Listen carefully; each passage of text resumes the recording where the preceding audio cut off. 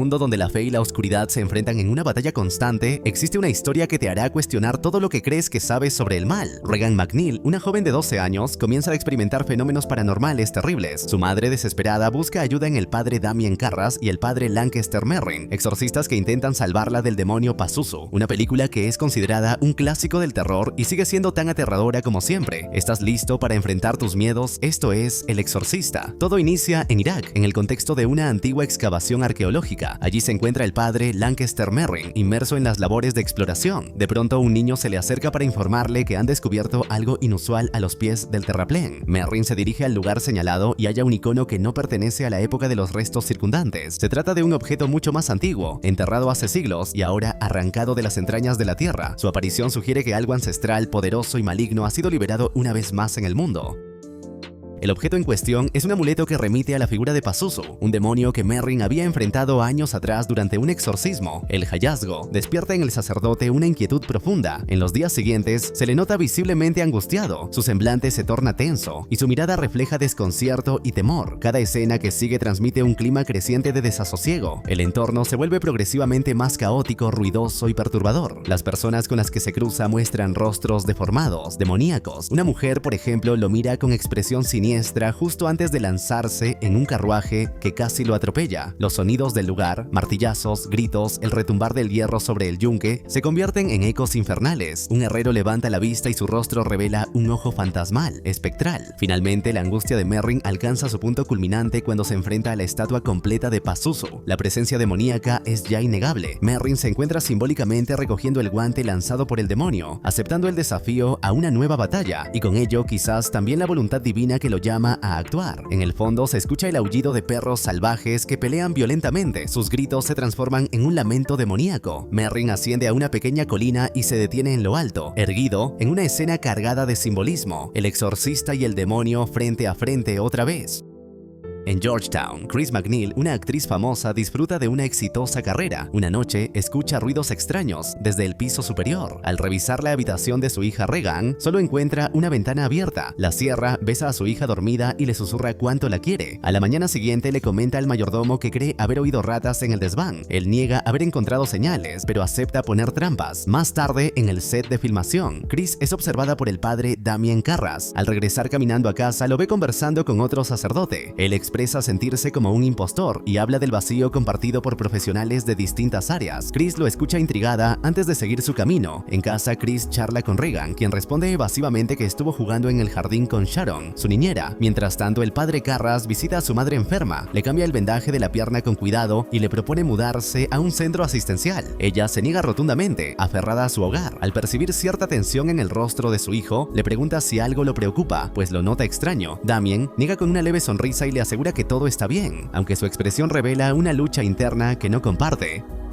Más tarde, mientras ella se queda dormida en el sillón, él recoge sus cosas en silencio y se marcha del hogar. Chris descubre una tabla de Ouija y le pregunta a Regan de dónde ha salido. La niña le responde que la encontró en el armario. Intrigada, Chris le pregunta si ha jugado con ella y Regan asiente con naturalidad. Al preguntarle cómo lo hace, la niña le ofrece una demostración. Se sientan juntas para jugar, pero Chris comenta que se necesitan 2 personas para hacerlo. Regan le responde que no es necesario, que ella juega sola todo el tiempo. Entonces, Chris propone que lo hagan juntas. Al colocar las manos sobre el puntero, la pieza comienza a moverse por sí sola. Chris, algo sorprendida, le pregunta si es que no quiere que juegue con ella. Regan le aclara que a ella no le molesta, pero que quien no quiere es el capitán Howdy. Confundida, Chris le pregunta quién es ese tal capitán, y Regan le explica que ella le hace preguntas y él responde. Para demostrarlo, le pregunta a la Ouija si el capitán cree que su mamá es bonita, pero no recibe respuesta. Chris, con una sonrisa, comenta en tono de broma que tal vez el capitán esté dormido. Más tarde, en la habitación de Regan, Chris le pregunta qué le gustaría hacer para celebrar su cumpleaños. Regan admite que no tiene ninguna idea, por lo que su madre le propone salir a recorrer algunos lugares de Washington y por la noche ir juntas al cine. A Regan le encanta la idea y la abraza con entusiasmo mientras le dice cuánto la quiere. Luego sugiere que pueden invitar al señor Dennings si su madre lo desea. Chris, sorprendida, le pregunta por qué Dennings querría ir a su fiesta. Regan responde con naturalidad que sabe que él le cae bien y le pregunta si piensa casarse con él. Chris ríe ante la ocurrencia ocurrencia y le pregunta de dónde ha sacado esa idea. Regan insiste en que Dennings le agrada, a lo que Chris responde que sí, le cae bien, pero también le gustan las pizzas, y no por eso se casaría con una. Al día siguiente, Chris llama por teléfono visiblemente molesta. Reclama a la operadora porque el padre de Regan no ha llamado a su hija ni siquiera para felicitarla en el día de su cumpleaños. Mientras tanto, Regan escucha la conversación desde otra habitación, en silencio. Esa noche, Chris recibe una llamada del estudio informándole que debe grabar la escena 61. Al terminar la llamada, se sorprende al ver a Regan junto a ella, acostada en su cama. Le pregunta qué hace ahí, y Regan le responde que su cama se movía sola y no podía dormir. Más tarde, Chris sale de la habitación al escuchar ruidos que provienen del ático. Sube a investigar, pero no encuentra nada. El ambiente se siente cada vez más tenso, como si algo invisible se infiltrara lentamente en su hogar. Carl, el mayordomo, también sube a revisar y le asegura que no hay señales de ratas ni de ninguna otra cosa fuera del lugar. Preocupada por el comportamiento inusual de su hija, Chris decide llevar a Regan al médico. La niña es sometida a una serie de exámenes y análisis clínicos. Su actitud ha cambiado notablemente. Ya no es la niña dulce y tranquila de siempre. Ahora se muestra torpe, malhumorada y grosera, incluso con el médico. Durante la consulta rompe un termómetro mientras él le toma la temperatura, lo que confirma que su conducta se está volviendo cada vez más errática. Al finalizar la evaluación, el médico le informa a Chris que, según los resultados, Regan presenta lo que parece ser un trastorno neurológico. Aunque no comprenden del todo su origen, le explican que este tipo de desórdenes es relativamente común en la adolescencia.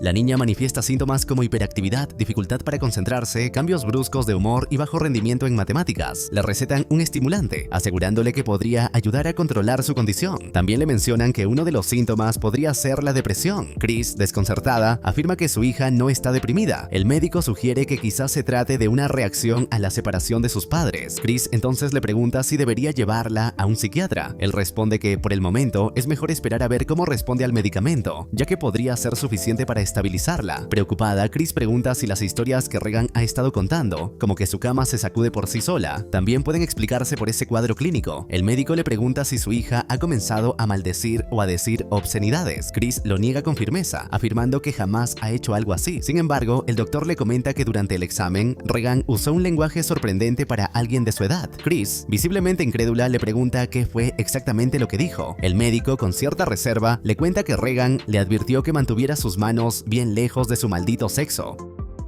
Chris queda atónita, sin poder creer lo que escucha. Considera entonces más seriamente la opción del psiquiatra, pero el médico insiste. La explicación más sencilla suele ser la correcta, y no hay razón para alarmarse de forma prematura. El padre Damien Carras llega a un hospital psiquiátrico acompañado de su tío. Al ingresar, encuentra a su madre atada a una cama. La mujer, en un estado de gran confusión y angustia, le pregunta por qué le ha hecho eso. Damien intenta tranquilizarla y le asegura que pronto la sacará de allí, pero ella ni siquiera quiere mirarlo. Ya fuera del hospital, Damien se vuelve hacia su tío, visiblemente alterado, y le pregunta por qué no pudieron llevarla a otro lugar. Su tío le responde con frialdad, preguntándole si se refiere a una clínica privada, y añade, ¿y quién pagará por ella? Tiempo después, Chris organiza una fiesta en su casa, rodeada de amigos y colegas del medio artístico. Durante la velada, conversa con el padre Joseph Dyer. Le menciona que en la parte trasera de la iglesia hay una construcción de ladrillos rojos donde suele ver a un sacerdote con cabello oscuro y expresión melancólica, casi trágica. Intrigada, le pregunta quién es.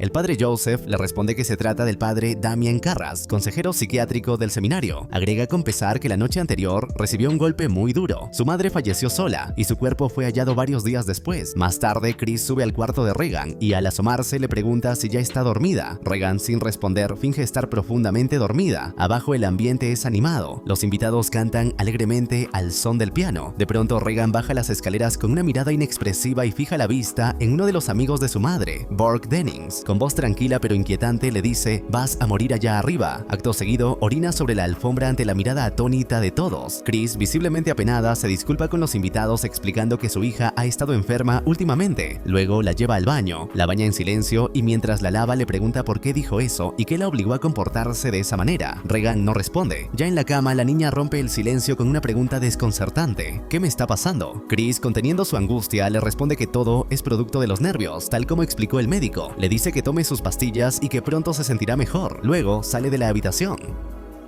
Poco después, los gritos de Regan rompen el silencio de la noche. Chris corre de inmediato y, al entrar en el cuarto, presencia lo impensable. La cama de su hija se sacude violentamente, moviéndose sola. Sin saber qué hacer, sube a la cama y abraza a Regan con desesperación, tratando inútilmente de calmarla mientras el miedo la paraliza. Chris, cada vez más angustiada, lleva de nuevo a Regan al hospital. Esta vez, la situación se torna violenta. Regan se resiste con todas sus fuerzas a recibir una inyección. Lucha contra el médico y la enfermera. Grita, forcejea, escupe al doctor y lo insulta con una furia descontrolada. Tras calmarse la situación, el médico sale a hablar con Chris en privado. Le explica que el comportamiento de Regan puede deberse a una alteración en la actividad químico-eléctrica del cerebro, particularmente en el lóbulo temporal. Esto, señala, provoca alucinaciones, comportamientos extraños y en muchos casos convulsiones. Añade que las violentas sacudidas de la cama podrían explicarse como espasmos musculares severos que ocurren justo antes de una convulsión. Chris, incrédula, lo contradice. Le cuenta que presenció cómo la cama entera se movía con ella encima y que aquello no puede ser producto de simples espasmos. Pero el médico insiste. El caso de Regan es claramente neurológico y podría tratarse de una lesión cerebral que ha alterado por completo su personalidad.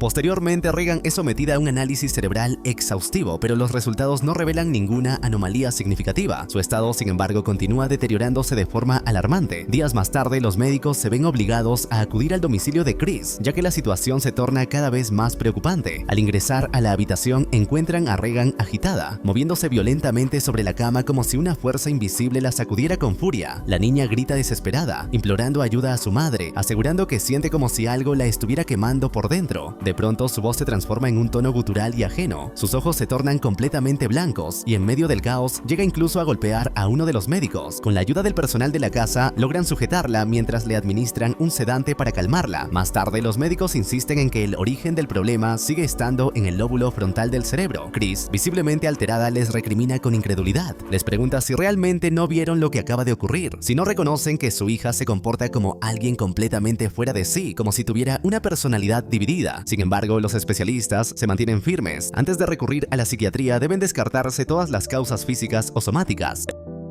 Regan es sometida a una nueva serie de pruebas, pero los resultados vuelven a ser normales. No hay ningún indicio médico que explique su comportamiento. Uno de los médicos le pregunta a Chris si tiene pensado regresar a Los Ángeles. Ella responde que no, que ha vendido su casa y está construyendo una nueva. Tenía planes de llevar a Regan a Europa una vez que finalizara los estudios. Intrigada por la pregunta, le pide que le diga por qué se lo plantea, y el médico le responde con firmeza: ha llegado el momento de buscar ayuda psiquiátrica especializada. Esa noche, al regresar a casa, Chris nota que las luces parpadean de forma intermitente hasta apagarse por completo. Instantes después se encienden nuevamente. Al subir a revisar a su hija, entra a la habitación de Regan y se encuentra con la ventana abierta de par en par. La temperatura en el cuarto es gélida. Chris cierra la ventana de inmediato, arropa a su hija para protegerla del frío y baja a la planta principal, visiblemente enfadada. Encuentra a Sharon, la niñera de Regan, y la increpa por haber dejado sola a la niña en tales condiciones. Sharon le explica que había salido un momento a la farmacia y que dejó a Burke Dennings cuidándola. Chris, sorprendida, responde que no lo vio por ninguna parte.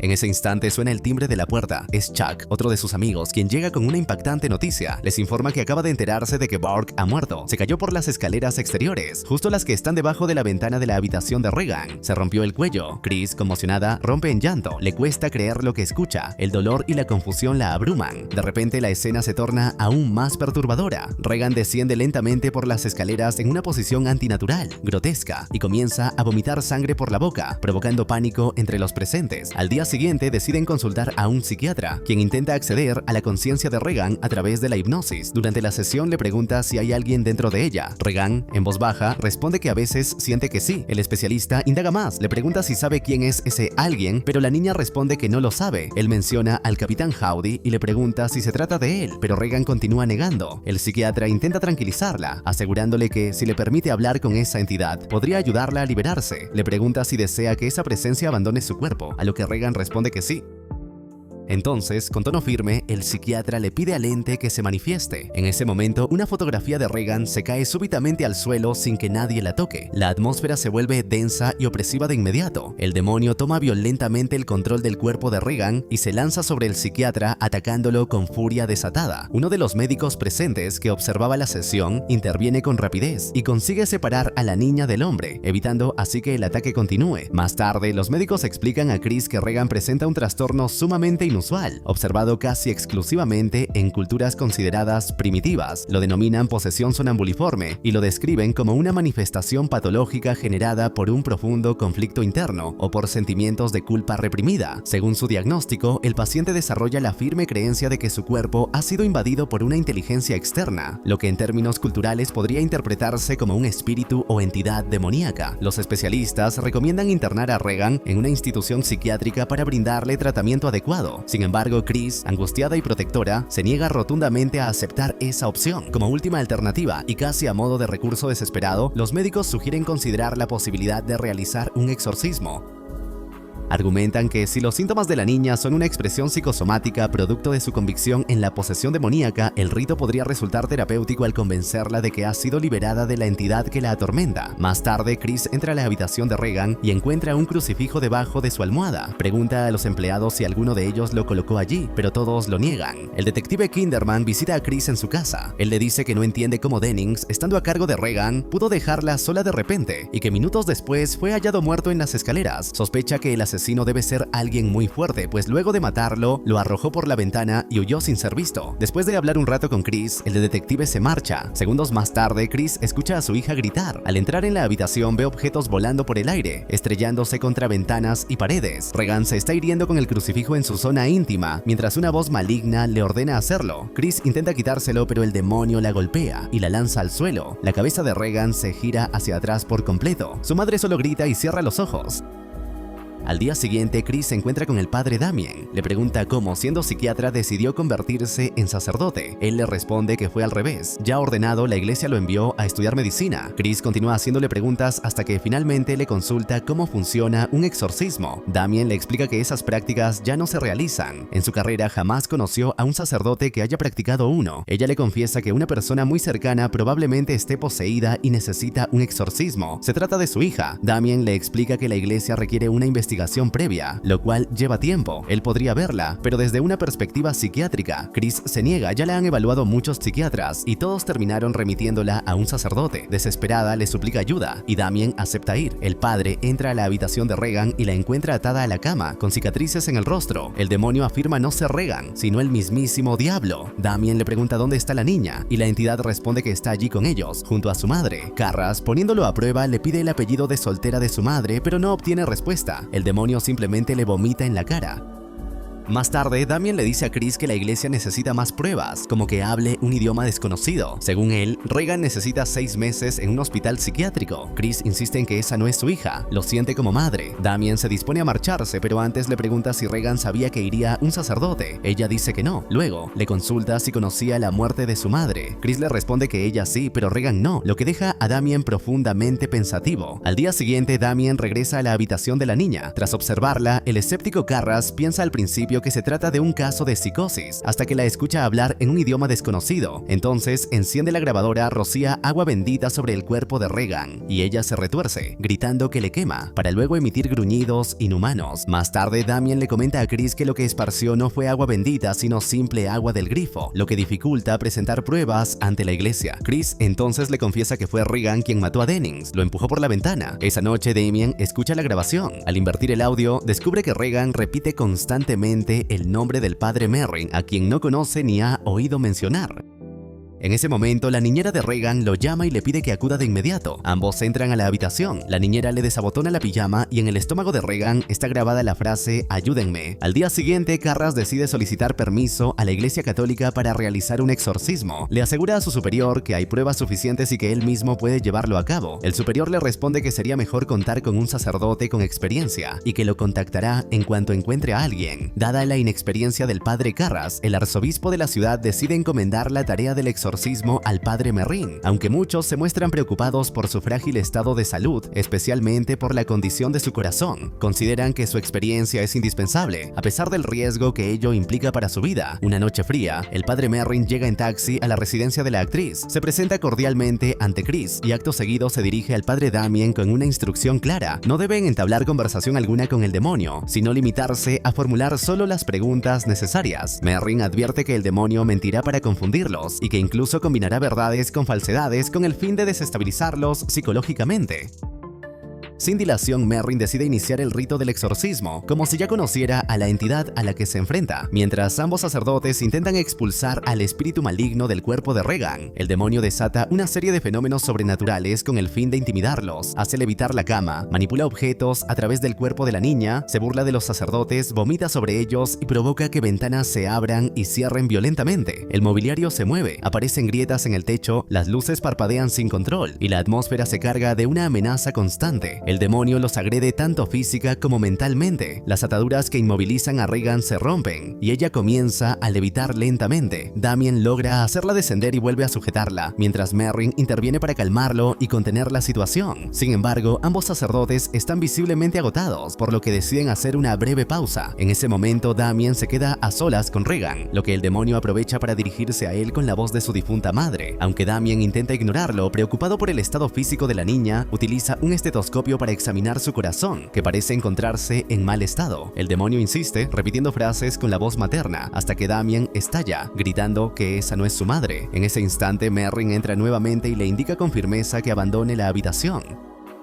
Mientras tanto, abajo, Chris escucha el timbre de la puerta. Al abrir, se encuentra con el detective Kinderman. Poco después, durante el exorcismo, el padre Merrin sufre una falla cardíaca mientras reza con fervor. El padre Carras, preso del pánico y la desesperación, intenta reanimarlo mediante maniobras de resucitación cardiopulmonar, pero sus esfuerzos resultan en vano. Al mismo tiempo, Regan, ya liberada de las sogas que la mantenían atada a la cama, observa la escena con una expresión burlona, poseída aún por el demonio, quien lo amenaza con matar a la niña. Consumido por la ira y el dolor, Carras se abalanza sobre Regan y en un último intento por salvarla desafía al demonio a que lo posea a él en lugar de a la niña. El demonio acepta el reto y, en cuestión de segundos, los signos de la posesión comienzan a manifestarse en el cuerpo del sacerdote. Sin embargo, en un último acto de voluntad, antes de ser completamente dominado, Carras logra arrojarse por la ventana del dormitorio, sacrificándose para poner fin al tormento de Regan. En ese preciso instante, Chris entra en la habitación acompañada del detective Kinderman. El detective se asoma por la ventana y ve el cuerpo del padre Carras tendido sobre el pavimento, mientras Regan, ya liberada, llora desconsolada en el suelo. Varias personas se acercan al lugar, entre ellas el padre Joseph, quien se arrodilla junto al cuerpo moribundo de su amigo. Al notar que Damien aún respira, le pregunta si desea confesarse. Carras, con un leve movimiento de la mano, asiente, y Joseph le administra los últimos sacramentos, otorgándole la absolución en sus momentos finales. Tiempo después, Chris se encuentra empacando sus pertenencias, preparándose para abandonar la casa junto a Regan. Se despide afectuosamente de la niñera, quien le entrega un pequeño amuleto encontrado en la habitación de la niña. Ambas mujeres se abrazan con emoción, compartiendo un adiós silencioso pero cargado de significado. Poco más tarde, Chris se encuentra con el padre Joseph y le comenta que Regan no recuerda nada de lo sucedido. En ese momento, la niña lo saluda con una sonrisa inocente y madre e hija se disponen a partir. Antes de marchar, Chris intenta devolverle al sacerdote un medallón que pertenecía al padre Damien, pero él le sugiere que lo conserve como recuerdo. Finalmente, Chris y Regan se marchan de Georgetown, dejando atrás los horrores vividos, con la esperanza de iniciar una nueva vida lejos de aquella pesadilla.